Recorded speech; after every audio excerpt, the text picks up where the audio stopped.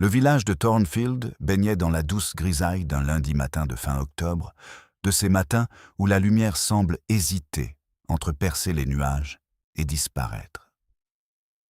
Miss Marple était assise dans son petit jardin, enlevant les dernières fleurs fanées de ses rosiers, une tâche qu'elle accomplissait avec la précision d'une personne se livrant à de petits rituels essentiels. Les roses étaient d'un blanc crème pâle, presque blanc, couleur de vieille dentelle. Elle coupait chaque pétale au bord brun avec une minutie chirurgicale, et les tiges taillées tombaient dans un panier en osier à ses pieds. Il était 9h30. Le courrier n'arriverait que dans 20 minutes, et Madame Hendry, de la Poste, était d'une ponctualité irréprochable, comme toujours. Cette ponctualité était rassurante dans un monde qui semblait de plus en plus déconnecté de telles choses. Miss Marple vivait à Thornfield depuis près de 40 ans et avait appris que le tissu social de la vie villageoise reposait entièrement sur de petites continuités. Les mêmes visages aux mêmes heures, les mêmes trajets, les mêmes conversations reprises avec de légères variations, comme des cantiques chantés semaine après semaine. Le portail du jardin s'ouvrit avec un grincement qui nécessitait qu'on s'en occupe. Miss Marple leva les yeux. C'était le jeune Timothy Cordell, du numéro 8, le nouveau chauffeur de bus, même s'il conduisait le bus de nuit depuis près de 3 ans déjà, alors « nouveau » était peut-être un terme un peu exagéré. Il était pâle ce matin, plus pâle que d'habitude. Son uniforme était impeccable, mais il y avait quelque chose de brisé dans son attitude, comme s'il s'était habillé avec soin, mais avait oublié comment porter correctement ses vêtements. « Bonjour, Miss Marple », dit-il. Sa voix était plus aiguë qu'elle n'aurait dû l'être. Je me demandais si je pouvais vous déranger un instant. « Bien sûr, » dit Miss Marple en posant son sécateur. « Entrez donc. » Elle se leva avec la prudence délibérée de quelqu'un qui avait appris à se méfier des mouvements brusques de ses genoux et fit un geste vers la maison. Timothy la suivit, ses chaussures laissant de légères traces sur l'allée du jardin. Elle remarqua qu'il portait toujours les mêmes chaussures, des chaussures noires, pratiques et bien cirées, mais aujourd'hui, l'une d'elles avait une petite éraflure sur le bout qui semblait le gêner. Il baissait sans cesse les yeux pour la regarder. À l'intérieur, la maison était exactement comme toujours. Le salon avec son canapé en chintz, les photos des neveux et nièces sur la cheminée, la banquette près de la fenêtre où l'on tricotait. Miss Marple s'installa dans son fauteuil et croisa les mains. Elle ne proposa pas de thé. Quelque chose dans l'attitude du jeune homme laissait deviner que le thé serait une cruauté, un délai qu'il ne pouvait supporter. « Il s'est passé quelque chose ?» demanda-t-elle doucement. Timothy était assis au bord du canapé, sans parvenir à s'y installer confortablement. « La police va venir à Thornfield, » dit-il. « Ils sont peut-être déjà au courant. Je ne sais pas comment ça se passe. Mais je me suis dit, tu connais tout le monde ici. Tu comprends les choses. Je pensais que tu devrais être au courant avant que les questions ne commencent. » Quel genre de choses ? La voix de Miss Marple restait calme, mais ses yeux, qui semblaient doux un instant auparavant, devinrent en effet très perçants. « Il y avait un homme sur ma route hier soir, le bus de nuit. Je conduis du mercredi au dimanche, de minuit à 6h du matin. La plupart du temps, ce sont les mêmes personnes, des travailleurs de nuit qui rentrent chez eux, parfois un jeune qui a fait la fête tard. C'est un travail tranquille, généralement. Solitaire. » Il marqua une pause, ses doigts s'agitant nerveusement sur ses genoux. Il y avait un homme que je n'avais jamais vu auparavant. Plus âgé, peut-être une 60aine d'années. Il est monté à l'arrêt près de la gare vers 2h du matin. Et je m'en souviens parce que c'est inhabituel. Cet arrêt est généralement vide à cette heure-là. « Et ?» demanda Miss Marple. « Il est descendu à Thornfield Road, l'arrêt près de l'ancien moulin. Je m'en souviens car il m'a remercié très poliment. La plupart des gens ne remercient pas. Il avait un accent, pas d'ici. De Londres, peut-être. Il portait une petite valise en cuir marron, assez usée. » Timothy se tut. Sa jambe tremblait légèrement, un tic nerveux dont il semblait inconscient. « Est-il arrivé quelque chose à cet homme ?» demanda Miss Marple. « Ce matin, en sortant de mon service, la police était déjà au dépôt. Ils l'ont retrouvé dans un fossé près de la route de l'usine. Il est mort. Ils disent que c'était un accident, une chute, le mauvais temps, ou qu'il s'est perdu. Mais il est mort. Et ils vont vouloir interroger tous les passagers du bus. Je voulais que l'on sache que je n'ai rien à voir avec ça. Je n'y suis pour rien. » La véhémence de sa voix était intéressante. Elle ne suggérait pas la culpabilité à proprement parler, mais plutôt la crainte d'être soupçonnée. Miss Marple avait appris depuis longtemps que ces deux sentiments n'étaient pas toujours synonymes. « Quelle a été votre impression de lui ?» demanda-t-elle. Mis à part l'accent et la valise. Timothy réfléchit un instant. Il semblait nerveux, pas d'une manière dangereuse. Juste préoccupé. Il regardait autour de lui dans le bus, comme pour vérifier si quelqu'un faisait attention à lui. Il y avait une femme dans le bus. Elle est descendue à Forge Lane, et il la dévisageait sans cesse, mais je ne crois pas qu'il la connaissait. Je pense qu'il était simplement conscient de sa présence, si vous voyez ce que je veux dire. Et quand je lui ai indiqué l'arrêt, il a paru surpris. Il m'a demandé si j'étais sûr que c'était bien là qu'il avait demandé. J'ai répondu que oui, c'était bien l'arrêt qu'il avait demandé. Mais il a hésité avant de descendre. Il est resté assis là, un moment, immobile, comme s'il se préparait mentalement. « As-tu vu par où il est allé après être descendu du bus ?»« Non. J'étais concentré sur la route. C'était une mauvaise nuit. Le brouillard arrivait. La visibilité était réduite. De toute façon, je ne l'aurais pas remarqué. Je sais juste qu'il est descendu. » Miss Marple hocha lentement la tête. « Vous avez bien fait de me le dire, Timothy. Mais vous devriez aussi le dire à la police, bien sûr. Ils finiront par découvrir l'histoire du bus de toute façon, et il vaut mieux se présenter volontairement. » Timothy semblait à la fois reconnaissant et terrifié. « Je le ferai. J'avais juste besoin d'en parler à quelqu'un qui pourrait comprendre. Vous savez comment on parle dans les villages. D'ici cet après-midi, la moitié de Thornfield sera persuadée que j'y suis pour quelque chose. » « C'est assez typique des villages, » dit Miss Marple, sans méchanceté. « Mais la plupart de ces gens savent aussi que vous empruntez cette route depuis 3 ans sans incident. Cela compte. » Après le départ de Timothy, Miss Marple retourna à ses roses. Mais son esprit n'était plus tourné vers le jardin. Un homme mort, avec un accent londonien, portant une valise usée, descendant à la route du moulin dans le brouillard à 2 heures du matin. Lui semblait être un homme qui avait voyagé avec un but précis. Un accident était possible, bien sûr. La route du moulin était dangereuse dans le brouillard et le chemin qui descendait de l'arrêt de bus était escarpé. Mais l'hésitation décrite par Timothy, le fait qu'il se soit préparé mentalement, suggérait qu'il se préparait à autre chose qu'un simple retour à pied. Le courrier arriva à 10 heures précises. Parmi les circulaires habituels et le bulletin paroissial se trouvait une enveloppe manuscrite adressée à Miss Marple, d'une main qu'elle reconnut immédiatement. Elle l'ouvrit et lut. « Chère Miss Marple, j'espère que vous vous portez bien. Je vous écris pour vous informer que je passerai la semaine à Thornfield pour régler des affaires familiales. J'apprécierais beaucoup de pouvoir vous rendre visite si vous avez un moment. J'ai quelques questions sur le village auxquelles vous seul pourriez répondre. Bien cordialement, inspecteur Dermot Craddock. » Miss Marple esquissa un sourire. Craddock était jeune pour un policier, mais il avait appris à apprécier ses observations. Ils avaient même collaboré sur plusieurs affaires au fil des ans, toujours avec discrétion, et toujours en sachant qu'elle n'était qu'une villageoise dotée d'une fâcheuse tendance à se souvenir de certaines choses. Elle venait de plier la lettre lorsqu'on frappa à la porte, un coup ferme et officiel, celui d'un homme en uniforme. C'était l'agent Morrison du poste de police du village, un homme stoïque et consciencieux d'une 50aine d'années qui n'avait jamais vraiment maîtrisé l'art de l'interrogatoire subtil. « Bonjour, Miss Marple, » dit-il lorsqu'elle ouvrit la porte. « J'ai bien peur d'avoir une affaire plutôt désagréable à vous confier.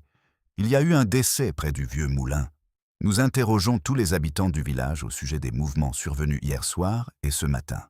Je suppose que vous n'avez rien vu ni entendu d'inhabituel. »« Je dormais, agent, » dit Miss Marple, « comme on le fait à 2 heures du matin. Mais entrez donc et dites-moi ce qui s'est passé. » Pendant le thé, l'agent Morrison expliqua qu'un homme avait été découvert dans un fossé près de la route du moulin vers 7 heures du matin par un promeneur de chiens. Le médecin estima qu'il était mort depuis plusieurs heures. La cause semblait être une chute. Le sol était glissant après la pluie de la nuit précédente, et le chemin était sombre et mal balisé. Aucun signe de violence n'était visible, bien qu'un examen préliminaire soit en cours. L'homme n'avait aucun papier d'identité, seulement une clé accrochée à un cordon autour du cou et environ 200 livres en espèces. Sa valise contenait des vêtements et rien d'autre. Aucun nom, aucun document, aucune correspondance. « Et comment est-il arrivé à Thornfield ?» demanda Miss Marple. « Le chauffeur de bus l'a vu », a déclaré l'agent Morrison.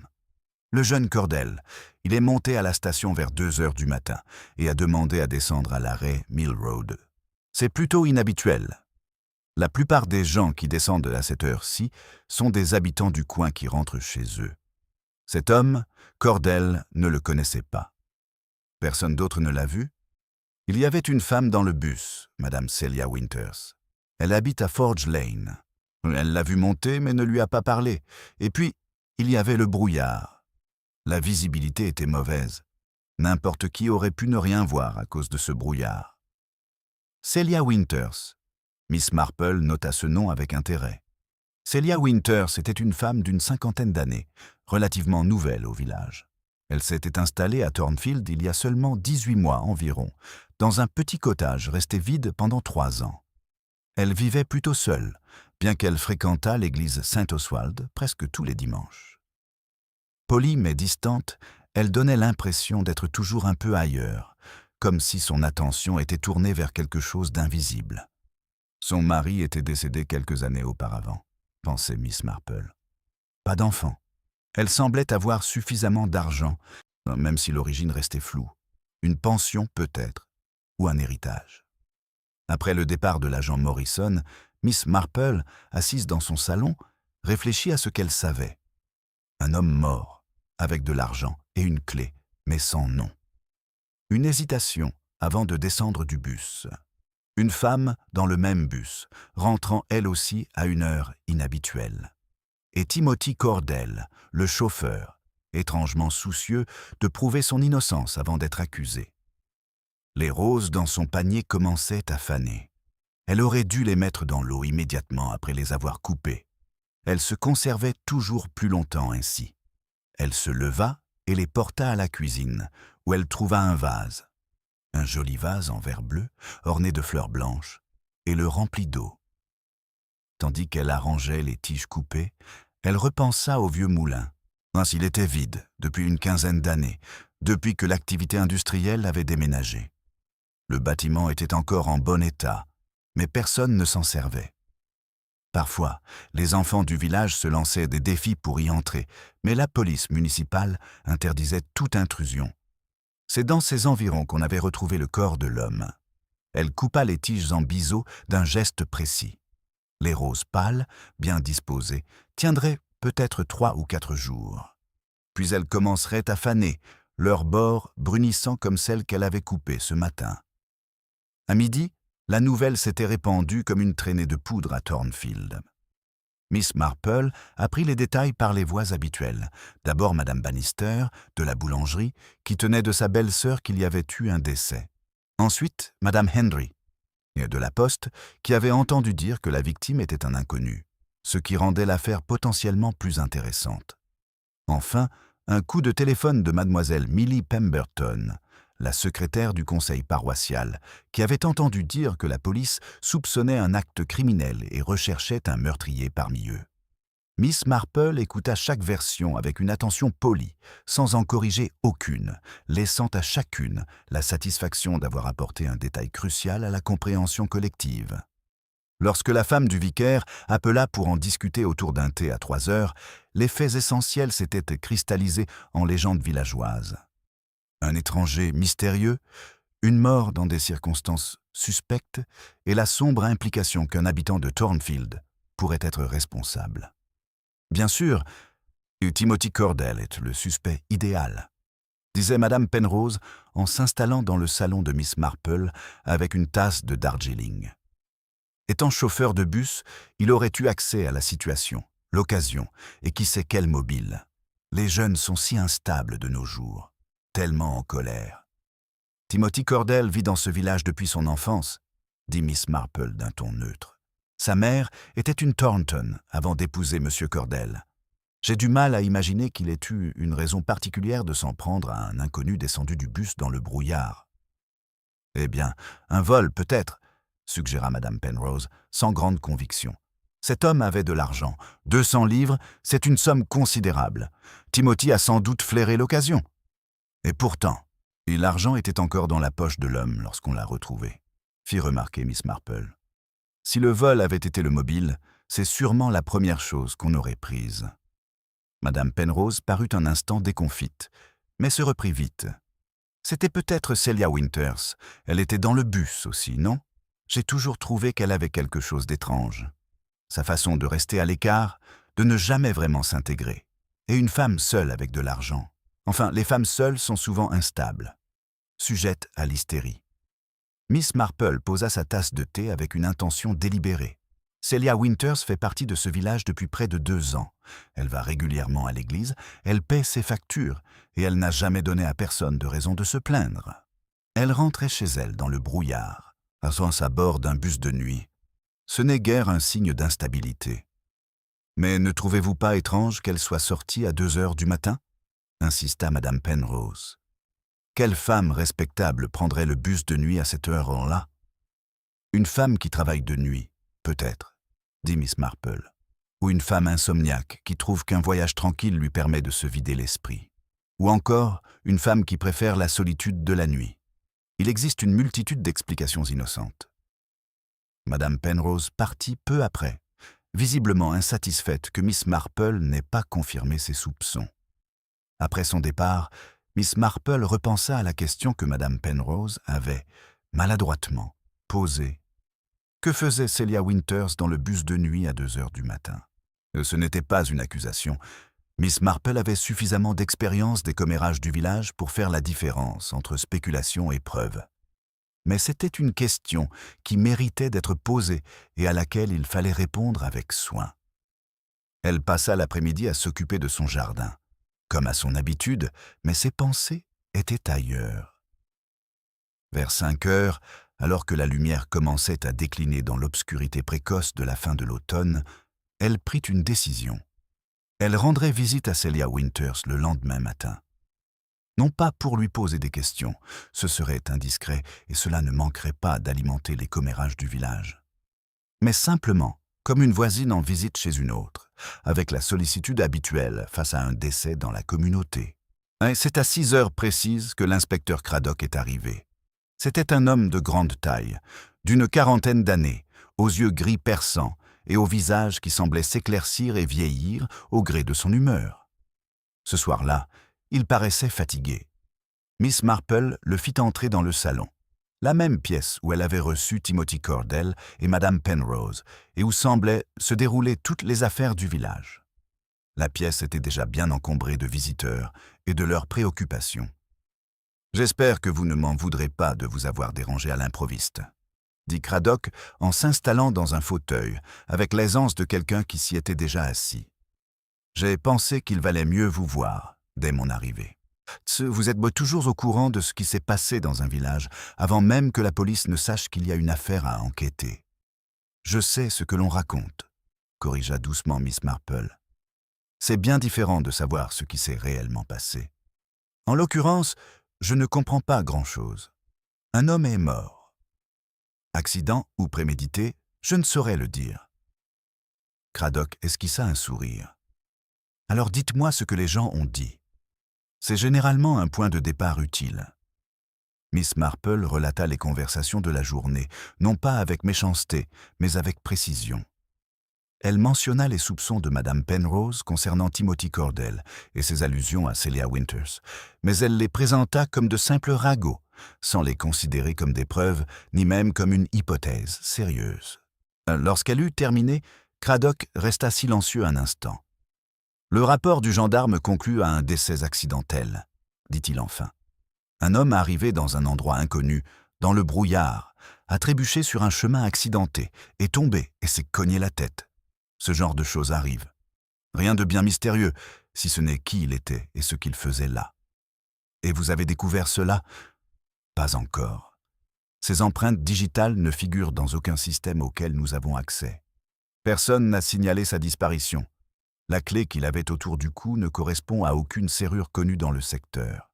C'est comme s'il était apparu de nulle part à 2 heures du matin et qu'il était mort avant d'avoir pu se faire connaître. Qu'a dit le médecin concernant l'heure du décès? Entre minuit et 3 heures du matin, probablement plus près de 2 heures, il était là depuis plusieurs heures, au moins, avant d'être découvert.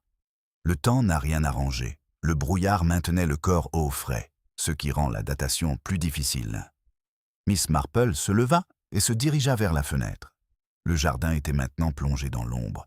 Les roses n'étaient plus visibles. Quand est-il descendu du bus? Vers 14h15, d'après le chauffeur. Le brouillard a rendu difficile le respect de l'horaire. Mais Cordell est certain de l'heure à 10 minutes près. Et la femme, dans le bus, Celia Winters, a-t-elle vu quelque chose? Craddock consulta son carnet. Elle raconte que l'homme est monté à la gare, a demandé à descendre à l'arrêt Mill Road et est descendu à cet endroit. Elle n'a pas vu où il est allé ensuite. Elle lisait un livre, dit-elle, et ne lui a pas prêté beaucoup d'attention, se contentant de remarquer qu'il était inhabituel d'avoir un passager à cette heure-ci. Était-elle en train de lire ou faisait-elle semblant de lire? Demanda Miss Marple. Craddock leva les yeux de son carnet. Qu'est-ce qui vous fait poser cette question? Madame Winters est elle-même une énigme à Thornfield. Arrivée il y a environ 1 an et demi, elle avait de l'argent mais aucun passé connu. Elle est très discrète. Et elle prenait le bus de nuit à une heure où les femmes respectables ne sortent généralement pas. Je me suis simplement demandé si elle avait remarqué plus de choses qu'elle ne le laissait paraître, ou si elle préférait ne pas révéler les raisons de sa présence dans ce bus. Vous pensez qu'elle a un lien avec le défunt? Je pense, dit prudemment Miss Marple, qu'il s'agit d'une coïncidence qui mérite une enquête. Thornfield n'est pas un endroit où les coïncidences sont fréquentes. Nous sommes un village régi par des habitudes et des routines. Lorsqu'un événement vient perturber ces habitudes, il y a généralement une raison. Après le départ de Craddock, qui avait promis de tenir Miss Marple informée de la suite des événements, elle se rassit et se laissa aller à réfléchir au schéma qui venait d'être rompu. Un homme mort, une hésitation avant de descendre d'un bus, une femme voyageant à une heure inhabituelle dans ce même bus. Et en toile de fond, le besoin impérieux de Timothy Cordell de prouver son innocence avant d'être accusé. Elle prit le panier de roses coupées, celles qu'elle n'avait pas encore arrangées. Leurs bords commençaient à brunir, leur crème pâle virant au vieux papier. Elle allait les mettre dans l'eau, même si elles avaient déjà perdu le moment où elles auraient pu durer le plus longtemps. Certaines choses, une fois abîmées, pouvaient être préservées, mais jamais entièrement restaurées. Le lendemain matin, le temps était froid et clair. Le brouillard de la nuit précédente s'était entièrement dissipé. Miss Marple prit un petit déjeuner léger, tartines de marmelade et thé, puis se rendit à Forge Lane, où habitait Celia Winters. Forge Lane était l'une des rues les plus tranquilles menant hors du centre du village, bordée de vieilles maisons en retrait de la route, avec de petits jardins. La maison de Celia était de celle-ci. Une petite maison soignée aux murs blancs et au toit d'ardoise, manifestement entretenue avec soin, mais sans la moindre trace de la prétention que certains habitants apportaient à leur demeure. Il n'y avait pas de compositions florales élaborées, bien que des roses d'un rouge profond, très différentes des roses crème pâle de Miss Marple, et elles étaient disposées avec élégance, sans ostentation. Miss Marple frappa à la porte avec sa canne, une habitude qu'elle avait prise au fil des ans. C'était un coup doux, non agressif, comme celui d'une voisine plutôt que d'une figure d'autorité. Celia Winters ouvrit la porte au bout d'un instant. C'était une femme mince, peut-être 52 ou 53 ans, aux cheveux noirs commençant à grisonner aux tempes. Son visage était agréable, mais empreint d'une certaine réserve, comme celui de quelqu'un qui avait appris à préserver son intimité.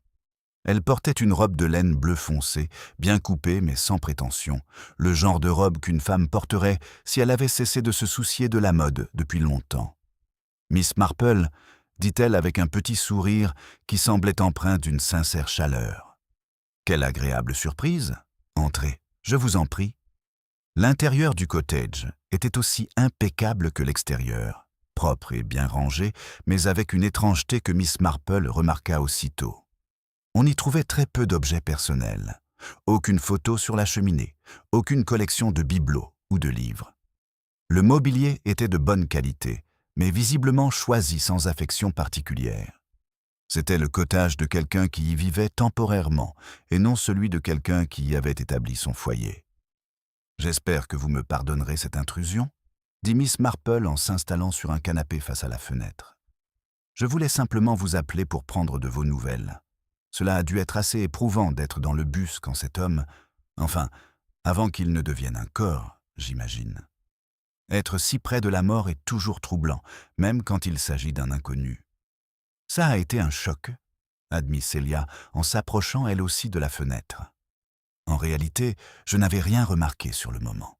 Ce n'est qu'en apprenant la nouvelle ce matin que j'ai compris que l'homme que j'avais vu était mort.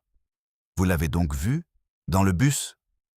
Oui, il est monté à la station, comme le chauffeur l'a dit à la police, je crois. Il avait l'air un peu anxieux. Il semblait regarder autour de lui comme s'il ne savait pas où il était censé aller. Je me souviens avoir pensé qu'il était peut-être perdu ou désorienté. Il avait un accent londonien, je crois, ou du sud de l'Angleterre. Il n'y a pas grand monde dans le bus de nuit à cette heure-là, alors on les remarque. Et vous ne l'avez plus revu après être descendu du bus ? Non. Je suis parti de Forge Lane, comme je le fais toujours quand je travaille tard. J'étais dans mon lit en moins de 10 minutes. Miss Marple observait Celia pendant qu'elle parlait. La femme affichait une parfaite maîtrise de soi, aucune nervosité ne transparaissait dans son attitude, mais ses doigts, posés sur le rebord de la fenêtre, étaient quelque peu crispés, ses jointures légèrement blanchies. « Vous travaillez tard, alors ?» demanda Miss Marple. « Je me demandais quel métier vous tenait dans le bus de nuit à une heure pareille. On ne veut pas être indiscret, bien sûr. » Celia resta silencieuse un instant. Miss Marple pouvait presque la voir peser le pour et le contre, calculer ce qu'il était prudent de révéler. « Je fais du bénévolat, » dit-elle enfin, « à l'hôpital Saint-Luc, en ville. Ce n'est pas loin d'ici, à une vingtaine de minutes en voiture. Il cherchait à quelqu'un pour veiller les patients pendant le service de nuit, et je me suis rendu compte que je n'arrivais pas à dormir aux aurores de toute façon. Alors j'ai accepté. Ce n'est que 3 nuits par semaine. »« Quelle gentillesse de votre part !» s'exclama chaleureusement Miss Marple.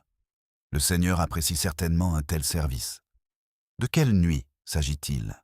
Que j'imagine que les horaires de bus doivent être assez fixes pour vous. »« Mardi, jeudi et samedi, » a dit Celia. « En fait, on m'emmène à l'hôpital en voiture. Ils assurent le transport des bénévoles. Mais le bus pour le retour est plus économique. Hier soir, c'était un mardi. » Miss Marple prit note mentalement. Mardi, jeudi, samedi. Un rythme régulier, et pourtant peu connu. La plupart des habitants de Thornfield n'auraient jamais imaginé que Celia Winters ait une raison particulière de se trouver dehors, à des heures inhabituelles. « Eh bien, c'est tout à fait admirable, » dit Miss Marple en se levant pour partir. « Je ne dois pas vous retenir, je voulais simplement m'assurer que vous n'étiez pas trop bouleversé par toute cette affaire. C'est le genre de chose qui peut ébranler une personne, c'est même lorsqu'on n'y est pas directement impliqué. » Au moment de partir, Miss Marple s'arrêta sur le seuil. « Une petite question, Miss Winters. L'homme dans le bus, aviez-vous une idée de ce qui l'effrayait ? Je ne veux pas être indiscrète, mais vous semblez être une femme qui remarque les choses. Et d'après la description de Timothy Cordell, j'ai eu l'impression qu'il était terrifié par quelque chose. » Celia détourna le regard vers les roses de son jardin. Lorsqu'elle parla, sa voix était très basse. Je crois qu'il avait peur de ce qu'il allait faire, ou peut-être peur d'être venu à Thornfield tout court. Cela se voyait à sa façon de se tenir, comme s'il se préparait mentalement à quelque chose dont il ignorait s'il serait capable. « Merci, » dit Miss Marple. « C'est très gentil de votre part. J'espère que vous continuerez à venir à Saint-Oswald le dimanche. Vous nous manquez quand vous n'êtes pas là. » En traversant le village à pied, Miss Marple se surprit à esquisser les contours d'une histoire.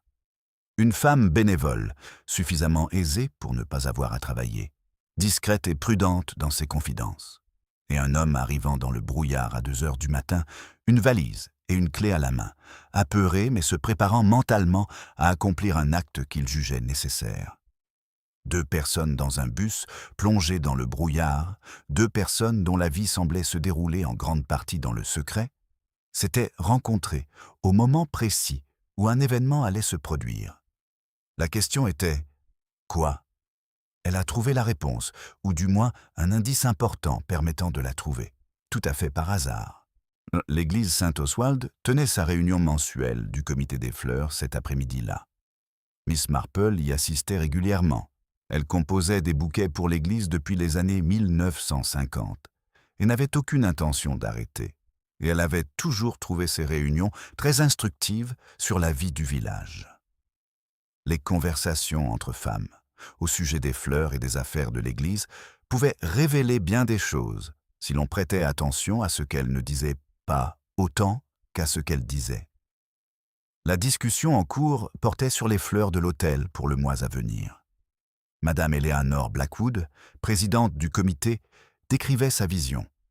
Une composition mettant en valeur les dernières roses d'automne et peut-être quelques chrysanthèmes dans des tons or profonds et crème.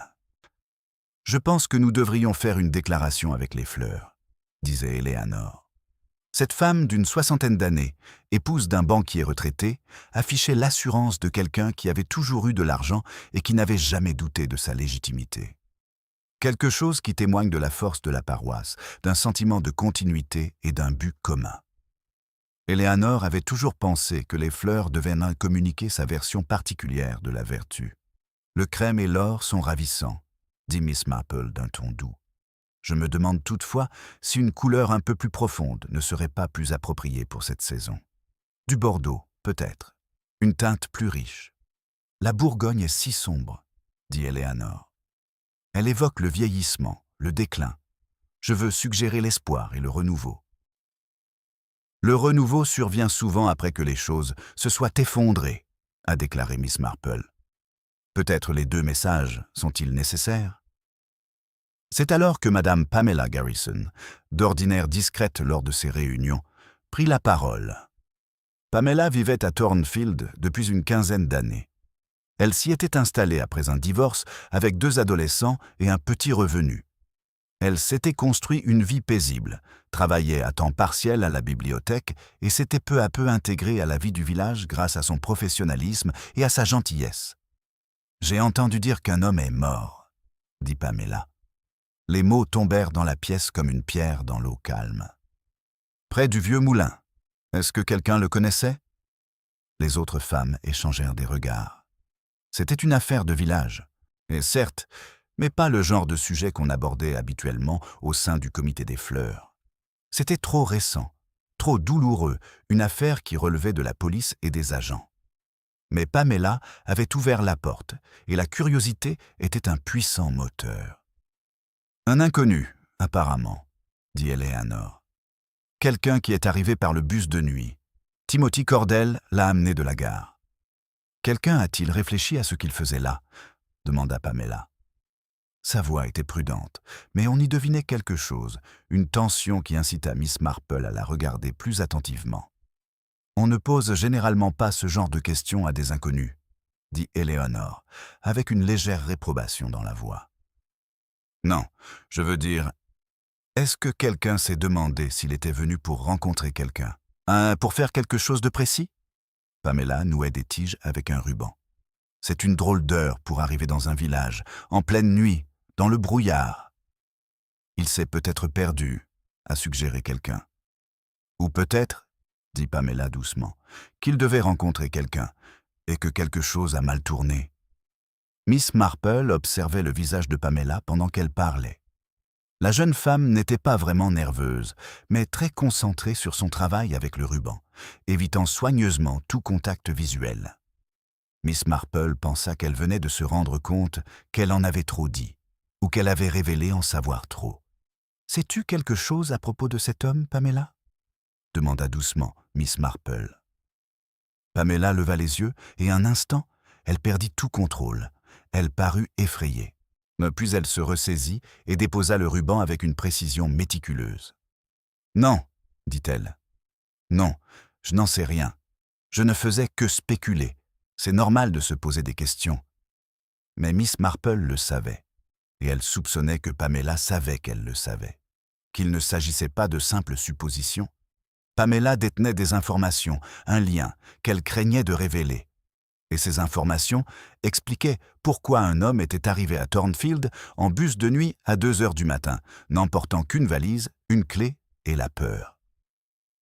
2 heures plus tard, lorsque Miss Marple quitta la réunion du comité des fleurs, elle avait rassemblé plusieurs pièces supplémentaires du puzzle. Eleanor, avec son air de commère, avait mentionné que le fils de Pamela Garrison avait eu quelques ennuis, rien de bien grave. Juste une bêtise de jeunesse, environ 2 ans auparavant. Il était descendu à Londres, avait fréquenté de mauvaises personnes, et sa mère avait dû le sortir d'affaires. Depuis, il travaillait comme serveur en ville, y vivait et ne rentrait que rarement. Un lien commençait à se tisser. L'homme décédé, arrivé de Londres. Le fils de Pamela, qui vivait à Londres. L'hésitation de l'homme, sa peur, son sentiment de se préparer mentalement à une épreuve difficile.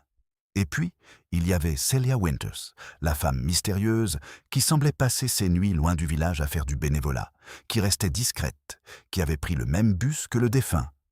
Miss Marple était assise dans son jardin, tandis que la lumière déclinait, son sécateur posé sur le panier de feuilles mortes.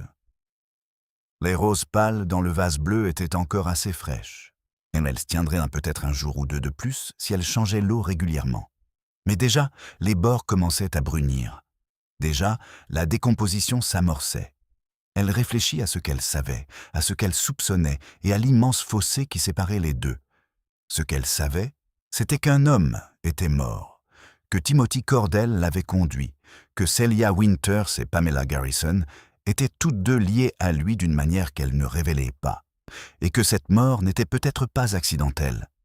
Ce qu'elle soupçonnait était bien plus complexe. Une histoire de peur, d'amour et de désespoir unissait ces personnes. Que le défunt était venu ici pour accomplir une mission ou rencontrer quelqu'un. Que Celia Winters le connaissait ou savait pourquoi il était venu. Non, que le fils de Pamela Garrison était impliqué d'une manière ou d'une autre. Mais elle n'avait aucune preuve de tout cela. Elle ne possédait que l'intuition villageoise, la capacité à déchiffrer les petits signes, la compréhension acquise au fil de 40 années passées à observer les gens accomplir les rituels de leur vie. Et cette intuition lui disait que quelque chose clochait profondément sous la surface de cet apparent accident. Bien sûr, la police poursuivrait son enquête. Elle finirait par identifier le défunt, retracer ses déplacements, reconstituer les faits. Mais les faits ne suffisaient pas à comprendre. Il n'était là que l'ébauche de la vérité. Seule une personne connaissant le village, qui savait comment ses habitants vivaient, pensaient et ressentaient les choses, pouvait saisir pleinement la réalité. Miss Marple posa son sécateur et se leva, se dirigeant d'un pas raide mais déterminé vers la maison. Elle avait beaucoup à penser, et rien de tel qu'une tasse de thé et un moment de calme pour méditer. Les roses attendraient. L'identification a été confirmée mercredi matin. L'homme décédé s'appelait Richard Ashford, âgé de 61 ans, ancien employé du ministère des Affaires étrangères, retraité depuis 10 ans. Il vivait dans un petit appartement à Wandsworth, dans le sud de Londres. Il n'avait pas de famille proche, une sœur, aujourd'hui décédée, et 2 cousins âgés qui affirmaient ne pas l'avoir vu ces dernières années. On a pu retrouver peu d'amis. D'après les premières investigations, il menait une vie plutôt solitaire. L'inspecteur Craddock arriva chez Miss Marple avec ses informations et bien d'autres. Mais il paraissait épuisé, comme s'il avait travaillé toute la nuit, et son air trahissait désormais une véritable perplexité, loin de l'amusement discret qu'il affichait auparavant. La mort d'un inconnu était une chose. Celle d'un homme identifié, menant une double vie, en était une autre. Richard Ashford, dit Craddock en s'installant dans le fauteuil qui semblait être son préféré dans le salon de Miss Marple. Né à Cambridge, il a fait ses études dans une bonne école, a travaillé 30 ans au ministère des Affaires étrangères, puis a pris une retraite anticipée avec une pension qui paraît modeste mais suffisante. Depuis, il vivait tranquillement à Londres, payait ses factures et n'était pas connu des services de police. Rien dans son passé ne permet d'expliquer pourquoi on l'a retrouvé mort dans un fossé près de Thornfield. Quel était son poste au ministère des Affaires étrangères? Demanda Miss Marple. Principalement de l'administration, des dossiers, des archives, des communications, le genre de travail qui permet à la machine de tourner, mais qui reste invisible. Ce n'était pas un diplomate, rien de tout ça, juste un fonctionnaire. Et son lien avec Thornfield? C'est là toute l'énigme, a déclaré Craddock. D'après ce que l'on sait, il n'était jamais venu ici auparavant. Il n'avait ni famille dans les environs, ni amis mentionnés, ni activité professionnelle. Les registres des chalets ne font état d'aucune location de sa part. Il apparaît simplement dans un bus à 2 heures du matin et meurt 3 heures plus tard. Quelqu'un devait le connaître, dit Miss Marple. Quelqu'un ici, à Thornfield. Ou quelqu'un qui savait qu'il viendrait. Il n'est sûrement pas venu par hasard. C'est ce que j'espère que vous pourrez m'aider à comprendre, dit Craddock. Je n'arrête pas de penser à cette clé qu'il portait sur lui. Pour l'instant, elle n'a rien ouvert dans le village. Mais elle doit bien servir à quelque chose. Une clé qu'on porte autour du cou, accrochée à une cordelette, ce n'est pas une clé de maison ou de voiture. C'est quelque chose de plus personnel, de plus précieux. Une clé de coffre peut-être, suggéra Miss Marple. Ou un coffre-fort. Un lieu de rangement quelconque. C'est ce que je pensais aussi. On y travaille encore. Craddock se laissa aller dans son fauteuil. Mais en attendant, j'ai une information intéressante. Richard Ashford n'avait pas retiré beaucoup d'argent ces dernières semaines. Mais il a retiré une somme importante, 500 livres, la veille de son départ pour Thornfield. En espèces, pas par chèque. Il a ensuite retiré à nouveau de l'argent le lendemain matin, 300 livres de plus, juste avant de prendre le bus. 500 livres, 300 de plus. 800 livres au total, dont la plupart n'auraient pas été dépensés s'il était mort, avant 3 heures du matin. Il est venu ici pour donner de l'argent à quelqu'un, dit Miss Marple, ou pour en recevoir, ou pour le cacher. C'est ce que je pensais, acquiesça Craddock. Ce n'est pas une fortune, mais pour un retraité qui touche une pension, c'est une somme non négligeable, suffisamment importante. Ils restèrent un instant silencieux. Dehors, le temps était gris et froid. L'hiver approchait, et l'on sentait dans l'air cette atmosphère qui annonçait la neige, même si elle n'était pas encore arrivée. Les roses avaient presque toutes fini de fleurir. Le jardin entamait sa lente dormance. « Il y a autre chose », finit par dire Craddock. Le médecin légiste a terminé l'autopsie. La cause du décès est un traumatisme crânien contondant à l'arrière de la tête. Il est tombé, certes, mais il a d'abord été heurté, assez violemment pour perdre connaissance, probablement. Puis il est tombé dans le fossé et s'est cogné la tête une seconde fois. C'est ce second impact qui l'a tué. Il est possible que ce soit accidentel. Il a pu se cogner contre les rochers en tombant, mais le premier impact, celui qui l'a fait tomber, était assurément intentionnel. Quelqu'un l'a frappé, dit doucement Miss Marple. Quelqu'un qui savait qu'il venait, ou qui l'a vu arriver, et qui l'a agressé. Soit ça, soit quelqu'un qu'il était venu rencontrer est devenu violent, a déclaré Craddock. Il n'avait pas l'air menaçant, il avait 61 ans, il n'était ni particulièrement grand, ni particulièrement fort. Alors, pourquoi quelqu'un l'aurait-il frappé si fort qu'il en aurait perdu connaissance? Et surtout, pourquoi n'ont-ils rien fait pour l'aider ensuite? Pourquoi n'ont-ils pas appelé une ambulance ou au moins vérifié s'il était gravement blessé? Ils l'ont tout simplement laissé dans le fossé, dans le brouillard. Pour le cacher, dit Miss Marple, ou pour s'assurer de sa mort? C'est bien là la question, n'est-ce pas? On part du principe qu'il s'agit d'un accident pour l'instant, mais on devrait plutôt envisager la piste du meurtre. Après le départ de Craddock, Miss Marple resta longtemps assise, seule dans son salon. L'affaire avait pris une tournure inattendue. Ce qui avait semblé un accident tragique, mais banal, un inconnu, du brouillard, un chemin accidenté, était devenu quelque chose de bien plus sombre. Un acte délibéré, un coup porté sous le coup de la colère ou de la peur, un corps abandonné à son sort. Elle pensa à Timothy Cordell dans le bus, voyant un homme effrayé. Elle pensa à Celia Winters, plongée dans sa lecture, consciente de sa présence. Elle pensa à Pamela Garrison, parlant sans cesse de réunions et de problèmes. Elle pensa à une clé accrochée à une cordelette autour du cou d'un mort, à 800 livres en liquide et à quelqu'un à Thornfield, assez désespéré ou assez enragé pour commettre un meurtre. La fausse théorie commença à germer dans son esprit, prenant forme graduellement, mais avec l'inévitabilité des nuages qui s'amoncellent dans un ciel qui s'assombrit. Cela paraissait si clair, si évident, si tragiquement humain. Le fils de Pamela Garrison s'appelait David. Miss Marple se souvenait vaguement de lui, des années auparavant. Un garçon vif, aux yeux sombres comme sa mère, et d'une nature agitée que celle-ci avait tenté, avec un succès mitigé, de canaliser.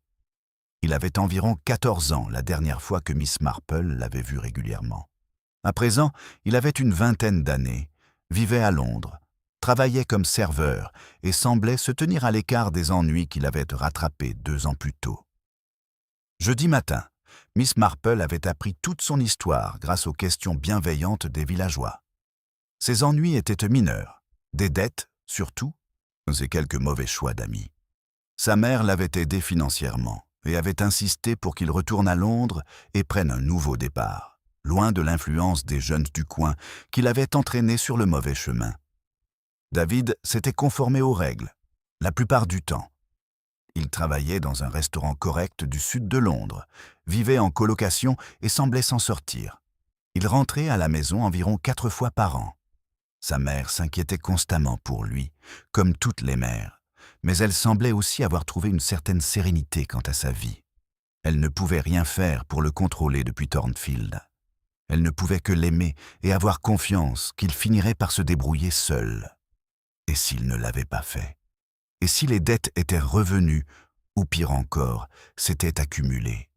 Et s'il s'était mêlé à une affaire ou à une personne nécessitant une intervention? Et si Richard Ashford, cet homme discret du ministère des Affaires étrangères, était d'une manière ou d'une autre lié au problème de David? C'était une théorie qui expliquait tout, ou presque. Ashford aurait pu être un usurier ou quelqu'un lié au problème passé de David. Il aurait pu venir à Thornfield pour récupérer son dû. David, paniqué ou furieux d'être confronté, aurait pu l'agresser. Pamela, protégeant son fils, aurait pu l'aider à dissimuler le crime, ou même frapper elle-même. Plus Miss Marple y réfléchissait, plus cela lui paraissait plausible. La prudence de Pamela, sa peur, son intuition que quelque chose clochait. L'absence de David du village, le fait qu'il ne rentrait presque plus jamais. Les 800 livres, la dette de David, et nous la compte d'une dette plus importante.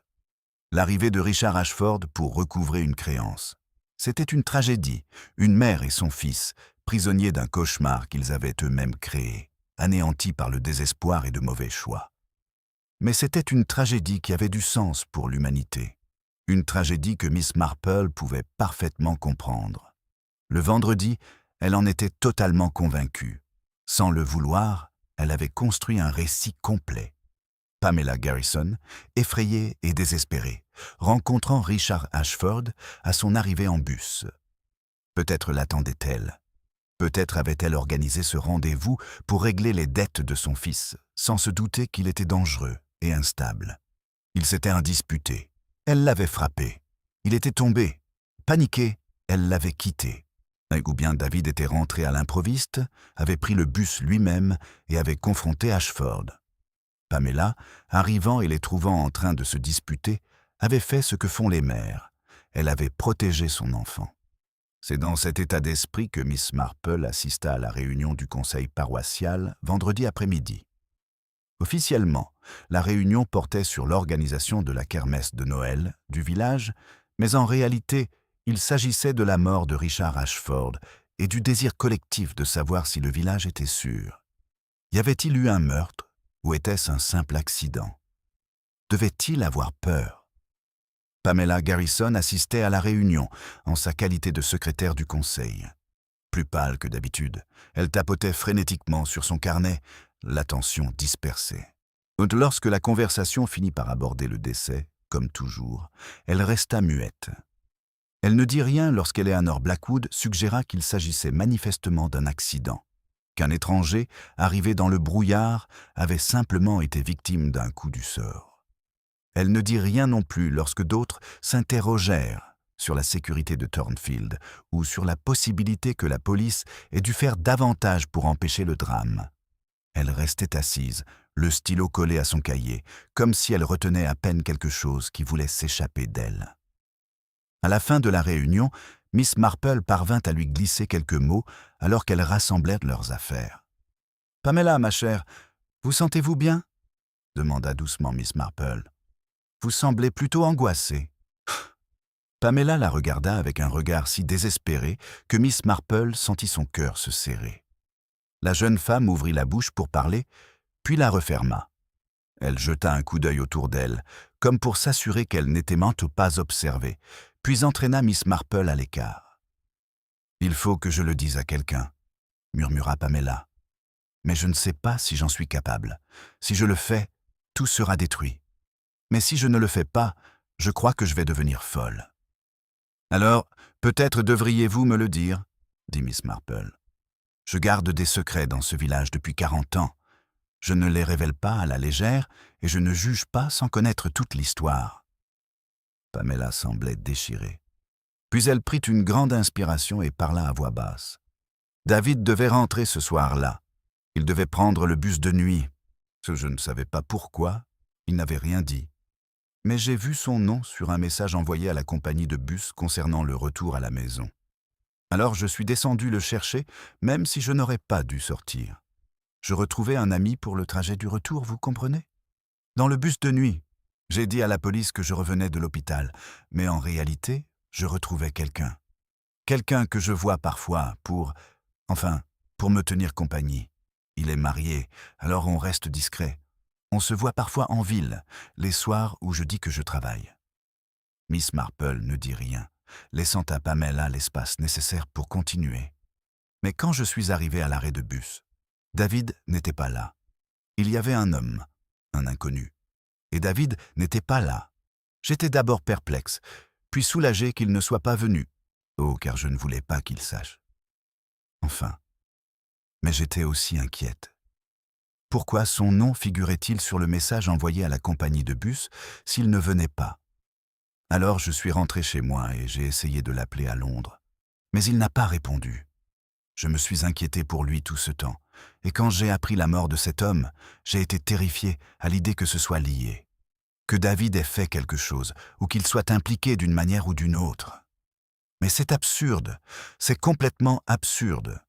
David n'aurait pas été là. Il n'y a aucune raison qu'il ait été là. Vous ne lui avez pas demandé, dit Miss Marple. Vous auriez simplement pu l'appeler et lui demander s'il avait envoyé un message pour dire qu'il rentrait. Oui, je l'ai fait, dit Pamela d'un ton désespéré. Je l'ai appelé le lendemain. Il a dit qu'il n'avait jamais envoyé de message à la compagnie de bus.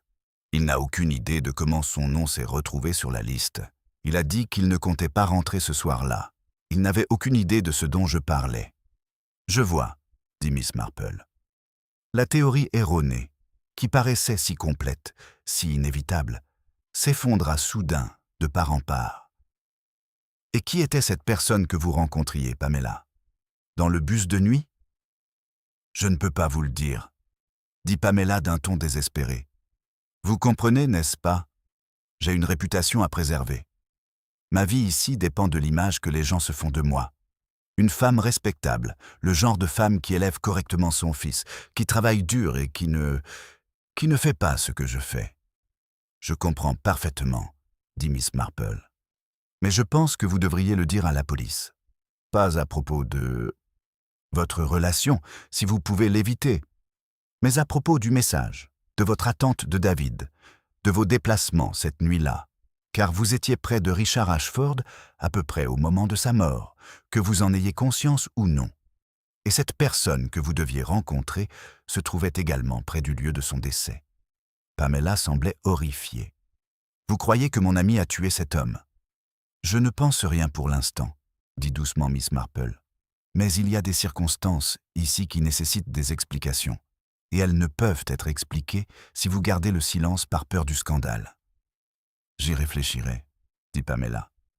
Mais pas aujourd'hui. Je n'en suis pas capable aujourd'hui. Miss Marple rentra chez elle après la réunion du conseil paroissial, l'esprit en proie au chaos. Tout ce en quoi elle avait cru, si certain, si inébranlable, s'était effondré et elle se retrouvait à nouveau presque démunie. La page blanche, le mystère irrésolu. Malgré le froid, elle était assise dans son jardin, emmitouflée dans un manteau et une couverture, à contempler le crépuscule. La plupart des roses étaient déjà fanées. Certaines fleurs, avec précaution, pouvaient être coupées et conservées indéfiniment, mais la plupart étaient vouées à mourir en leur temps. On pouvait ralentir le processus, changer l'eau, les garder au frais, tailler les tiges, mais on ne pouvait pas l'arrêter. Tôt ou tard, les pétales brunissaient et tombaient, les tiges s'affaiblissaient, et il fallait jeter les fleurs. Était-ce là la leçon? Était-ce cela qu'elle était censée comprendre? Que certaines choses ne pouvaient être préservées, que la décomposition était inévitable, et que tenter de l'arrêter ne faisait que retarder l'inévitable. Mais non, ce n'était pas ça non plus. Il y avait autre chose? Quelque chose qui lui échappait. Richard Ashford était arrivé avec un but précis. Il avait été touché intentionnellement. Quelqu'un à Thornfield l'avait tué ou avait causé sa mort, volontairement ou par négligence. Et il fallait trouver ce coupable, le comprendre et le traduire en justice. Elle devait réfléchir plus clairement pour examiner la situation sans se laisser influencer par ses propres suppositions. Elle devait comprendre ce qu'elle savait réellement, par opposition à ce qu'elle soupçonnait.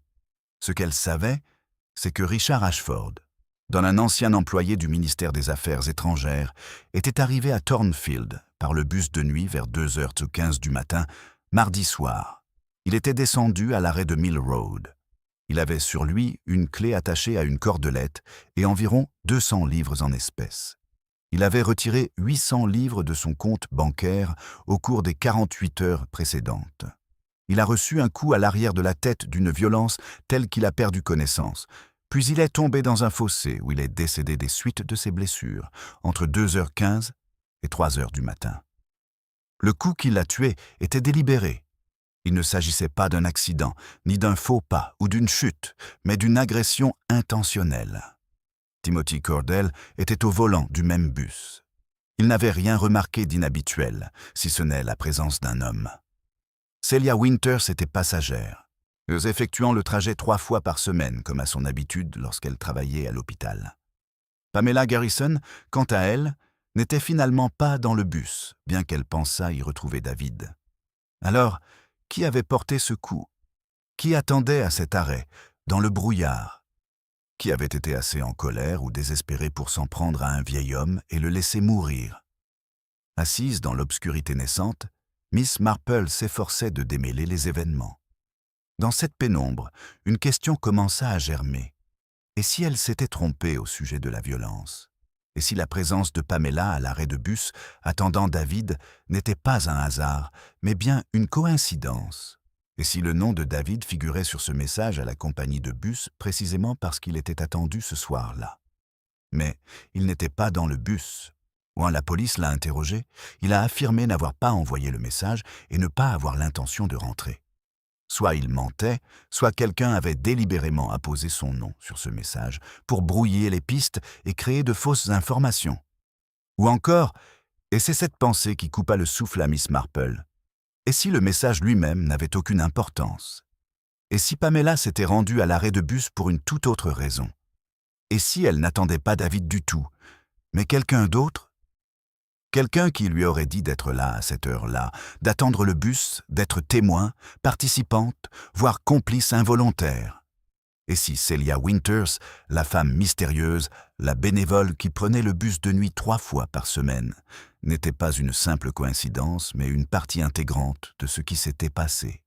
Miss Marple se leva de son fauteuil, encore transie de froid, toujours plongée dans ses pensées, et rentra. Elle prit du papier et un stylo et commença à noter tout ce qu'elle savait sur Celia Winters. Son âge? 52 ou 53 ans. Divorcée ou veuve? Non, elle avait dit que son mari était décédé. arrivée à Thornfield 18 mois auparavant. Discrète, assez aisée pour ne pas avoir besoin de travailler. Peu regardante sur ce qu'elle révélait. Bénévole 3 soirs par semaine. Elle avait pris le bus avec Richard Ashford. Que manquait-il? Tout manquait, sauf sa présence. Son histoire était volontairement floue, ses déplacements soigneusement contrôlés, son passé mystérieux. Elle était arrivée à Thornfield et s'était bâtie une vie d'une routine et d'une discrétion parfaite. À moins que cette routine ne soit qu'une couverture pour autre chose. À moins que le bus de nuit, les mardis, jeudis et samedis, ne soit en rien lié au bénévolat à l'hôpital, mais à quelque chose de bien plus complexe. Miss Marple prit une décision. Elle rendrait visite à Celia Winters et, cette fois, elle lui poserait des questions directes. Non pas des accusations, on ne lui avait pas appris à accuser, mais des questions susceptibles de révéler quelque chose, que ce soit dans les réponses ou dans les non-dits. Mais avant qu'elle puisse donner suite à cette impulsion, le téléphone sonna. C'était Craddock. « Je pensais que vous aimeriez le savoir », dit-il sans préambule. « Nous avons identifié la personne qui a laissé le message concernant David Garrison. Quand il provenait de l'auberge où Richard Ashford avait passé la nuit avant de se rendre à Thornfield. Il avait payé une chambre et utilisé le téléphone de l'auberge pour envoyer un message à la compagnie de bus. David Garrison, Thornfield, service de nuit mardi. Le personnel de l'auberge se souvient qu'il était très précis et qu'il tenait absolument à ce que tout soit correct. « Pourquoi enverrait-il un tel message ?» demanda Miss Marple. « C'est ce que je me demande aussi », a déclaré Craddock. « La seule explication qui me vienne à l'esprit, c'est qu'il voulait semer la confusion.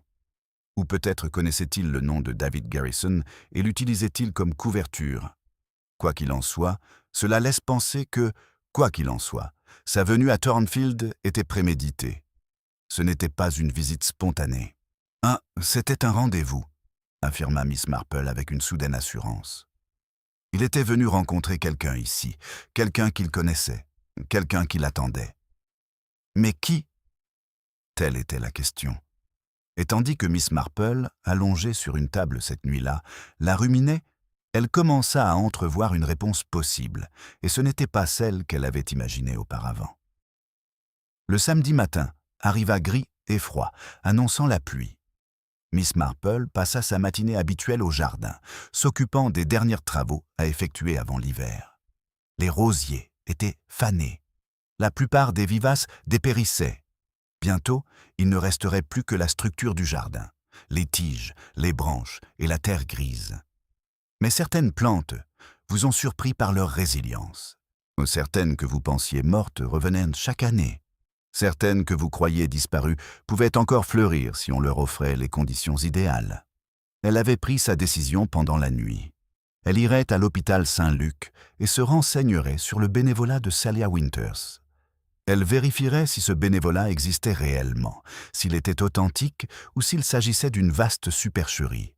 Et alors, une fois la vérité établie, elle commencerait à comprendre la vérité sur tout le reste. Elle a appelé l'hôpital à 10 heures et a finalement été mise en relation avec la coordinatrice des bénévoles, une femme dynamique nommée Madame Hendricks. « Celia Winters, oui, une femme formidable », a confirmé Madame Hendricks. Elle vient 3 soirs par semaine, mardi, jeudi et samedi. C'est une bénévole formée, très à l'écoute des patients. Nous avons beaucoup de chance de la voir. « Quel genre de travail fait-elle » demanda Miss Marple. Elle passe la plupart de son temps auprès de patients en phase terminale, des personnes qui n'ont pas de famille à proximité. Elle leur lit des histoires, leur parle, elle est simplement présente. C'est un travail important et tout le monde n'a pas la force émotionnelle nécessaire. Mais Celia le fait avec une grâce incroyable. C'était donc bien réel.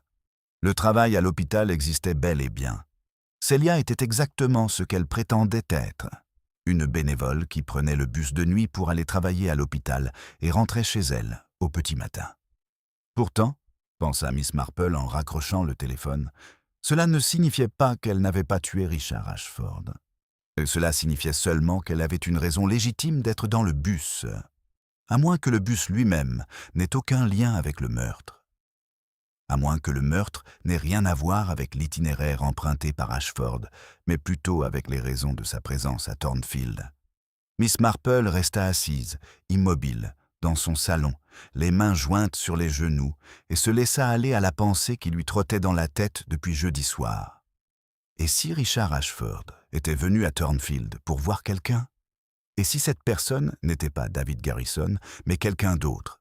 Quelqu'un d'installé au village, avec des habitudes bien ancrées et une raison de prendre le bus de nuit? Et si c'était Celia Winters? Et si ce lien n'était pas récent, mais ancien? Et si la clé accrochée au cordon autour du cou d'Ashford était celle d'un objet en possession de Celia? Et si les 800 livres étaient une somme promise, une somme qu'il était venu récupérer ou livrer? Et si Celia Winters avait un passé qui la liait à Richard Ashford, et que ce passé l'avait rattrapé dans le brouillard mardi soir? Tout cela prenait un sens terrible. La façon dont Celia préservait son intimité, son air de nomade, l'absence d'objets personnels ou d'attaches. C'était une femme qui se cachait. Pas forcément de la justice, mais elle se cachait tout de même. Et puis, un soir, son passé est arrivé dans le bus, et elle a fait ce qu'elle a jugé nécessaire pour se protéger, pour protéger son secret. La fausse théorie s'est complètement effondrée, remplacée par une nouvelle qui semblait encore plus aboutie, mais plus dévastatrice, plus déchirante, car elle impliquait cette femme discrète et prudente qui composait des bouquets de roses, allait à l'église et vivait recluse dans sa maisonnette bien rangée. Lundi matin, la pluie tomba, froide et tenace. Miss Marple attendit la fin de la matinée avant d'agir, car elle voulait être absolument certaine de son point de vue. Elle avait passé le dimanche dans son jardin malgré la pluie, à réfléchir à la logique de tout cela, à chercher les failles de sa théorie. Mais plus elle y réfléchissait, plus elle lui paraissait aboutie, plus elle semblait être la vérité. À 10h30, elle se rendit à Forge Lane et frappa à la porte de Celia.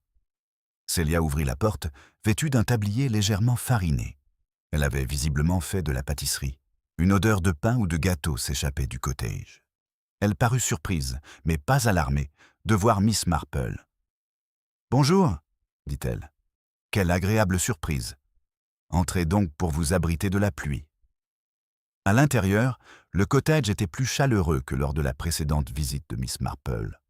On y percevait désormais de véritables signes de présence. Un service à thé sur la table, un livre ouvert, face contre table, sur une chaise. On sentait vraiment que quelqu'un y vivait.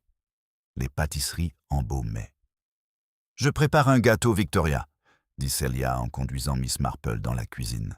« Rien de spécial, juste quelque chose que j'aime faire. Voulez-vous du thé ? » « Ce serait très agréable, » dit Miss Marple. Elle s'installa à la table de la cuisine et observa Celia travailler. La jeune femme se déplaçait avec précision, la aisance et la facilité de quelqu'un qui avait accompli ces gestes des milliers de fois. Ce matin, elle était calme, pas nerveuse du tout. Toute peur qu'elle avait pu ressentir semblait s'être dissipée ou avoir été enfouie au plus profond d'elle-même. « Je repensais à notre conversation de la semaine dernière, » dit Miss Marple en observant Celia verser de l'eau bouillante dans une théière. « À propos de l'homme dans le bus, à la raison pour laquelle il a hésité avant de descendre. » Les mains de Celia étaient très stables. « Oui, dit-elle, je me demandais si vous le connaissiez peut-être, » poursuivit Miss Marple. « Pas forcément de cette nuit-là, mais d'avant. De votre passé peut-être. » Celia resta un instant sans répondre. Elle finit de verser l'eau et posa la bouilloire avec une précision méticuleuse. Puis elle se tourna vers Miss Marple, et la tristesse qui se lisait sur son visage serra le cœur de cette dernière. « Oui, » dit Celia à voix basse. « Je le connaissais, autrefois, il y a longtemps. Je ne savais pas qu'il venait à Thornfield avant de le voir dans le bus. Et quand vous l'avez vu, vous l'avez immédiatement reconnu. Oui. Et plus tard dans la soirée, vous l'avez rencontré à l'arrêt de bus près du moulin. » Celia s'assit à la table en face de Miss Marple. Ses mains restèrent fermes, mais son attitude était désormais fragile, comme si elle se maintenait grâce à un effort de volonté extrême. « Je ne l'ai pas fait exprès, » dit Celia. « Mais après avoir quitté l'hôpital, je marchais vers l'arrêt de bus et je l'ai vu. Il était là, dans le brouillard, avec sa valise. Il avait l'air perdu et effrayé, comme toujours quand il avait peur. Alors je me suis arrêté. Je lui ai demandé ce qu'il faisait là, pourquoi il était venu à Thornfield. Et il m'a dit qu'il avait besoin de me parler, qu'il ne pouvait plus attendre. De quoi voulait-il parler? À propos du passé, dit Celia. À propos de David Garrison, à propos de ce qui s'est passé et des responsables. Le thé avait fini d'infuser. Celia se leva et le versa, d'un geste automatique, machinalement. Elle posa une tasse devant Miss Marple et se rassit avec la sienne. « David Garrison ?» dit doucement Miss Marple. « Pas le fils de Pamela, je crois. »« Non ?» dit Celia. « Pas le fils de Pamela. Bien qu'il porte le même nom, ce qui a toujours été pratique. » Le David Garrison dont Richard Ashford est venu parler était quelqu'un de complètement différent. C'était mon mari. La pièce était plongée dans un silence complet, hormis le bruit de la pluie contre les fenêtres.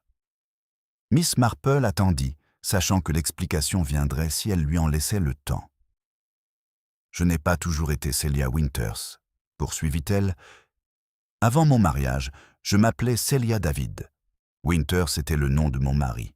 Nous nous sommes rencontrés très jeunes, alors que nous travaillions tous deux au ministère des Affaires étrangères à Londres. Richard était un cadre supérieur et mon mari travaillait dans le même service. Ils se connaissaient professionnellement. Mon mari était ambitieux, intelligent et charmant. Je l'aimais beaucoup. » Elle marqua une pause, prenant une gorgée de thé dont elle ne sembla pas percevoir le goût.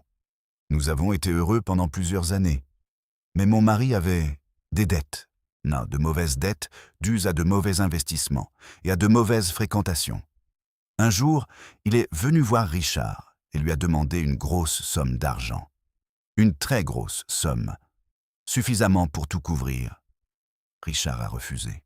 Il a dit que ce n'était pas son rôle, que mon mari devait régler ses propres problèmes, que lui prêter de l'argent ne ferait que l'enfoncer davantage dans une spirale autodestructrice. « Que s'est-il passé ?»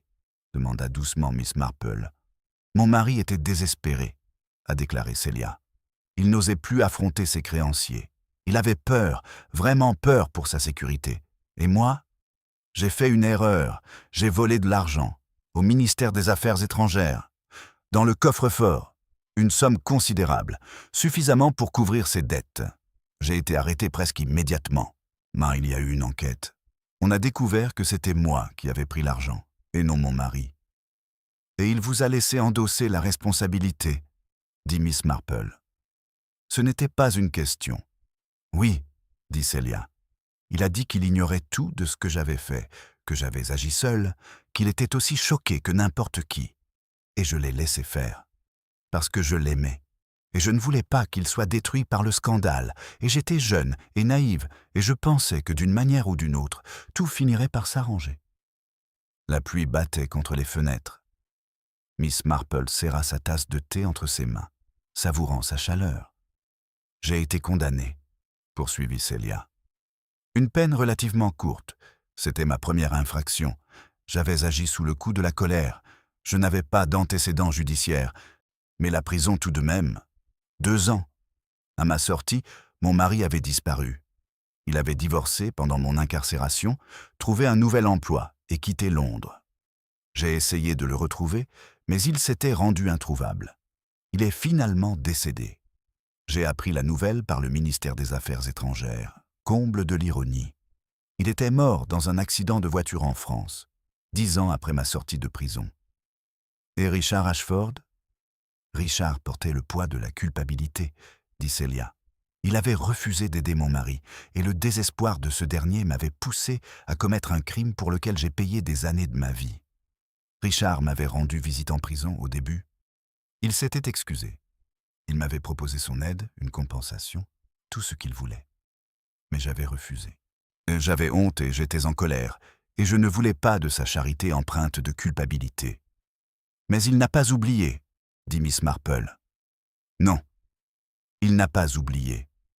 Après ma sortie de prison, j'ai passé plusieurs années à différents endroits, à essayer de reconstruire ma vie. J'ai travaillé dans des hôpitaux, des maisons de retraite, auprès de personnes vulnérables. J'essayais sans doute de faire le bien avec ce qui me restait de vie. Et puis, à un moment donné, j'ai décidé de venir dans un petit village et de vivre anonymement, de vivre tranquillement, sans être reconnu. Je suis venu à Thornfield parce que c'était assez loin de Londres, parce que je ne connaissais personne ici, parce que cela me semblait un endroit où je pourrais simplement être une personne comme les autres, sans importance et oubliée de tous. « Et vous l'étiez », dit doucement Miss Marple. « Vous êtes devenue exactement cela. Celia Winters, bénévole, pratiquante, voisine discrète. »« Oui, et j'étais heureuse, » dit Celia, la voix brisée. Pour la première fois depuis des années, j'étais tout simplement heureuse. Je m'étais construite une vie paisible, utile et épanouissante. Et puis, un soir, je l'ai aperçu dans un bus et j'ai su que le passé était revenu. « Pourquoi est-il venu ?» demanda Miss Marple. « Après toutes ces années, pourquoi Richard Ashford est-il venu à Thornfield ?»« Il était mourant, » dit Celia. « Il avait un cancer. Les médecins disaient qu'il lui restait peut-être 6 mois à vivre. Et il ne pouvait pas mourir rongé par la culpabilité de ce qui m'était arrivé. Il voulait me retrouver, tenter une dernière fois de réparer ses torts ou de présenter des excuses sincères. Il avait engagé un détective privé pour me retrouver et ils ont fini par me localiser à Thornfield. Alors il est venu, sans savoir si je le verrais, sans savoir si je lui pardonnerais, mais sachant qu'il devait essayer. « Qu'est-ce que vous lui avez dit lorsque vous lui avez parlé à l'arrêt de la route du moulin ?» Celia resta longtemps silencieuse. Sa tasse de thé demeura intacte devant elle, le thé refroidissant. « Je n'ai rien dit, » a-t-elle fini par dire. Je lui ai demandé de partir. Je lui ai dit que venir ici était une erreur, qu'il n'avait pas le droit de remuer le passé, que je ne voulais ni de sa culpabilité, ni de ses excuses, ni de son argent. Je lui ai dit que j'avais construit ma vie ici et que je ne voulais pas qu'il la détruise en me faisant me souvenir de choses que j'avais passé des années à essayer d'oublier. « Et puis il s'est excusé, » dit Celia, et les larmes commencèrent à couler, discrètement, sans bruit. Il s'est excusé, debout là, dans le brouillard, avec sa valise, ses clés et ses 800 livres en liquide. Il a dit qu'il comprenait, qu'il n'aurait pas dû venir, qu'il voulait simplement que je sache qu'il n'avait jamais oublié ce qui s'était passé, que cela avait marqué toute sa vie. Il a dit que mon sacrifice, car c'est ainsi qu'il l'appelait, mon sacrifice, lui avait prouvé que l'amour existait, le véritable amour, capable de tout. Et il voulait que je sache qu'il m'était reconnaissant, même s'il avait passé des années sans savoir comment l'exprimer. Miss Marple attendait. L'histoire était arrivée au point où elle allait passer des aveux à autre chose, à de la violence, un accident, ou quoi que ce soit d'autre qui se soit réellement produit sur la route du moulin cette nuit-là. « J'étais furieuse, » dit Celia. « Furieuse qu'il soit venu, furieuse qu'il m'ait fait ressentir des choses que je ne voulais pas ressentir, furieuse qu'il soit là, à l'agonie, rongé par la culpabilité et les excuses, essayant de me faire oublier quelque chose qui m'avait volé des années de ma vie. Je l'ai repoussé, pas violemment, juste une petite poussée, un rejet. Je voulais qu'il s'en aille. Je voulais qu'il prenne le bus pour Londres et qu'il me laisse tranquille. Et il tomba, dit Miss Marple. Il a trébuché, dit Celia. Le chemin était mouillé, le brouillard était épais, il a trébuché sur les pierres, est tombé en arrière, et sa tête a heurté une pierre au bord du chemin. C'était un accident stupide et terrible. Je ne l'ai pas heurté, je ne voulais pas qu'il se blesse, je l'ai juste repoussé. Mais vous n'avez pas appelé à l'aide, dit doucement Miss Marple. Non. La voix de Celia était à peine audible. J'avais peur que si j'appelais une ambulance, si je disais que j'étais passé, toute l'histoire éclate au grand jour. Tout sur le vol, mon séjour en prison, mon passé. Je perdrais tout ce que j'avais construit ici. Et j'étais en colère. Je sais que c'est horrible à dire, mais j'étais furieuse qu'il soit venu bouleverser ma vie. Une partie de moi était soulagée qu'il soit blessé, qu'il me laisse enfin tranquille. « Sue, vous l'avez donc laissé là ?» dit Miss Marple. « Oui, » dit Celia. « Je l'ai laissé là. Je me suis dit qu'il s'était légèrement cogné la tête, qu'il allait bientôt se réveiller, que quelqu'un le trouverait. Je me suis dit que je devais me protéger. Protéger ma vie, ma réputation. Je l'ai laissé là, dans le brouillard, et j'ai pris le bus pour rentrer chez moi, en me disant que c'était un accident. Mais vous saviez qu'il était mort, dit Miss Marple. Quand vous avez appris la nouvelle ce matin, vous l'avez su. Oui, je le savais, dit Celia. Je savais que mon insistance, mon refus de l'aider, je savais que ça l'avait tué. Peut-être pas directement, peut-être pas aussi délibérément qu'un coup à la tête, mais mes actes ont entraîné sa mort. Je l'ai laissé là. Il est mort, et je dois vivre avec ça. Enfin, Miss Marple posa sa tasse de thé. Elle se sentit soudain très vieille, très fatiguée, et absolument certaine qu'elle devait faire ce qu'elle était venue faire. « Je vais tout dire à la police, » dit-elle doucement. « Pas tout, peut-être. Je vous laisse le soin de décider quels détails vous souhaitez révéler. Mais je leur dirai que vous étiez là, que vous connaissiez Richard Ashford, que vous étiez la dernière personne à l'avoir vu vivant. »« Je sais, » dit Celia. Elle semblait presque soulagée, comme si le poids du secret avait été le pire. « Je crois que j'ai toujours su que tu finirais par le découvrir. Je l'attendais.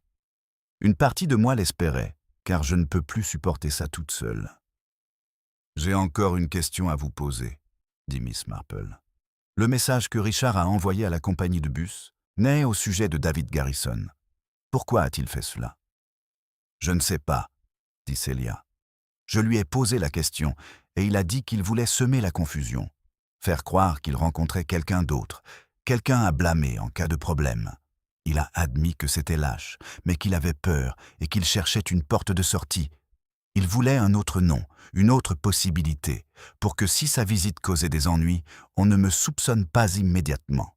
Il essayait de me protéger, je crois, même si sa présence ici me détruisait. » Miss Marple se leva pour partir. « Je pense que vous devriez faire vos valises, » dit-elle. « Non pas pour fuir, cela ne ferait qu'empirer les choses, mais pour être prête. La police arrivera bientôt, il y aura des questions, et puis il y aura tout le reste. Ce sera difficile. Mais vous vous en sortirez. Vous êtes plus forte que vous ne le pensez. »« Tu vas tout leur dire ?» demanda Celia. « Ce que j'ai fait, mon passé ? Je leur dirai suffisamment de choses, » dit Miss Marple. « Le reste, vous devrez le leur dire vous-même, et vous devriez vous faire représenter par un avocat, quelqu'un qui comprenne qu'il ne s'agissait pas, à proprement parler, d'un acte délibéré. C'était un accident, aggravé par la peur. C'était une tragédie, pas un crime. »« Merci, » dit doucement Celia. « Je ne mérite pas votre gentillesse. »« Non, » dit Miss Marple, sans méchanceté. « Vous ne méritez pas. Richard Ashford ne méritait peut-être pas non plus de mourir dans un fossé, dans le brouillard, parce qu'une femme à qui il tentait de présenter ses excuses avait trop peur pour l'aider. Mais c'est la vie. C'est ce que nous nous faisons les uns aux autres, au nom de notre protection. » L'inspecteur Craddock arriva chez Miss Marple à 4 heures, suite à un appel téléphonique de Celia Winters à la police. Elle avait avoué avoir assisté à la mort de Richard Ashford, même si les circonstances exactes restaient floues. Craddock avait l'air sombre, mais pas totalement surpris. Il avait visiblement nourri des hypothèses similaires. Elle dit que c'était un accident, dit-il en s'installant dans son fauteuil habituel, qu'elle l'a poussé et qu'il est tombé, qu'elle a paniqué et n'a pas appelé à l'aide. « C'est ce qui s'est passé, » dit Miss Marple. « Mais il y a plus de contexte, plus d'histoire, qu'un simple accident ne le laisse supposer. » Elle lui raconta ce qu'elle savait, ou plutôt ce que Celia lui avait confié. Elle ne lui dit pas tout, mais suffisamment. Elle lui parla de la culpabilité de Richard Ashford, du passé de Celia, de leur rencontre sur le chemin du moulin et de la bousculade qui avait entraîné une chute mortelle. « La question, » dit lentement Craddock, « est de savoir s'il s'agit d'un meurtre, d'un homicide involontaire, voire d'un accident. Si elle l'a poussé, sachant qu'il se trouvait au bord d'un chemin dans le brouillard, on pourrait soutenir qu'elle savait ce qui pouvait arriver. Ou bien on pourrait soutenir qu'il s'agissait d'un réflexe ayant conduit à la tragédie. La justice devra trancher. La justice suivra son cours, dit Miss Marple. Mais sachez que Celia Winters n'est pas une femme dangereuse. C'était une femme désespérée, et le désespoir nous rend tous capables du pire. Elle est coupable de quelque chose, assurément. Mais quant à savoir si elle est coupable du crime précis que vous examinez, c'est à un tribunal d'en décider. Craddock partit 1 heure plus tard, promettant de tenir Miss Marple informée du déroulement de l'enquête. Après son départ, Miss Marple s'assit dans son jardin. Il pleuvait toujours, une pluie froide et persistante, et se laissa aller à réfléchir à l'affaire. Elle s'était trompée, puis avait eu raison, puis s'était encore trompée, et finalement, peut-être, avait eu raison. Elle avait élaboré des théories, puis les avait démolies. Elle avait cru à la culpabilité de Pamela Garrison, puis à celle de Celia Winters, puis à l'innocence de Celia, et enfin à une vérité plus complexe mêlant accident, peur et désespoir à parts égales. Les roses pâles, qui avaient été son motif récurrent sans qu'elle s'en rende vraiment compte, avaient fleuri puis fané, avaient été coupées, arrangées puis laissées à l'abandon. C'était la vérité, n'est-ce pas?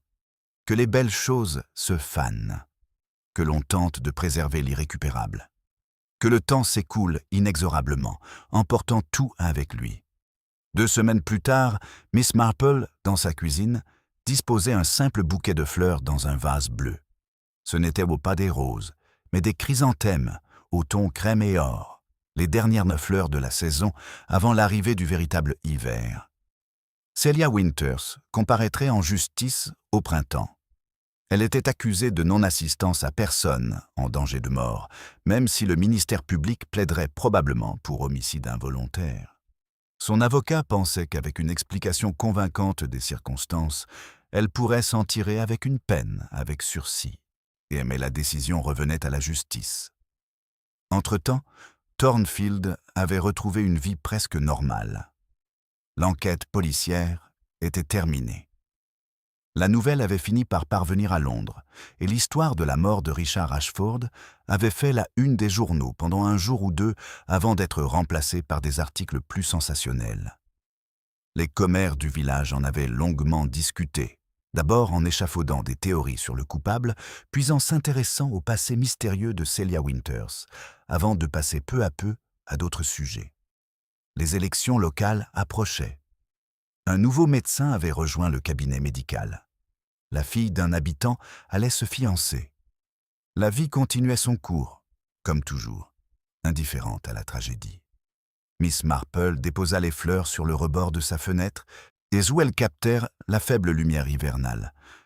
Elle durerait, pensa-t-elle, 10 de jours, peut-être plus longtemps si elle en prenait soin. Elle changerait l'eau tous les 2 jours. Elle recouperait les tiges. Elle ferait tout son possible pour les conserver.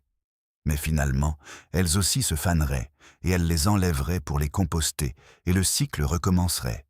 C'était ainsi, tout simplement. C'était la vérité qu'elle avait apprise, maintes et maintes fois, au cours de ces décennies à Thornfield. Rien ne durait. Rien ne restait pareil. Tout tendait vers sa fin. Et le mieux qu'on puisse faire était d'accompagner ce mouvement avec grâce et bienveillance, avec compréhension et un regard aiguisé pour déceler la vérité cachée sous les apparences. Celia Winters avait aimé son mari, et il l'avait trahi. Richard Ashford avait porté ce fardeau de culpabilité toute sa vie. Et lorsqu'il était venu à Thornfield pour tenter de se racheter, il n'avait trouvé ni pardon ni rédemption, mais une force qui l'avait plongé dans les ténèbres. Et Miss Marple, qui avait tout observé en marge, avait enfin compris que parfois, il n'y avait pas de solution à la condition humaine, seulement la terrible lucidité de la voir telle qu'elle était. Elle rendrait probablement visite à Celia Winters avant le début du procès. Elle apporterait des fleurs, peut-être ses chrysanthèmes, une fois fanées. Elle s'assiérait avec elle et parlerait du jardin, de Thornfield, des petits riens qui marquent la vie. Et dans ce silence partagé, elles comprendraient toutes deux ce qui ne pouvait être dit. Ce fut la fin de l'affaire, ça ou du moins la fin que l'on peut attendre d'une telle chose. Une mort, des aveux, un mystère à la fois résolu et irrésolu. La certitude que, dans l'enchevêtrement des motivations et des faiblesses humaines, justice et injustice étaient intimement liées, d'une manière qu'aucun tribunal ne saurait démêler. Miss Marple se détourna de la fenêtre et reprit ses tâches ménagères. Il y avait du rangement à faire, des lettres à écrire, des jardins à préparer pour l'hiver. Le rythme de la vie suivait son cours, immuable et implacable comme le cycle des saisons. Dehors, la pluie continuait de tomber, purifiant le monde, effaçant les traces de ce qui s'était passé, ne laissant derrière elle que des jardins prêts à s'endormir et un village reprenant ses occupations habituelles. Au printemps, les roses fleuriraient à nouveau, pâles et parfaites, vouées à se faner, et ce serait juste, naturel, exactement comme il se doit.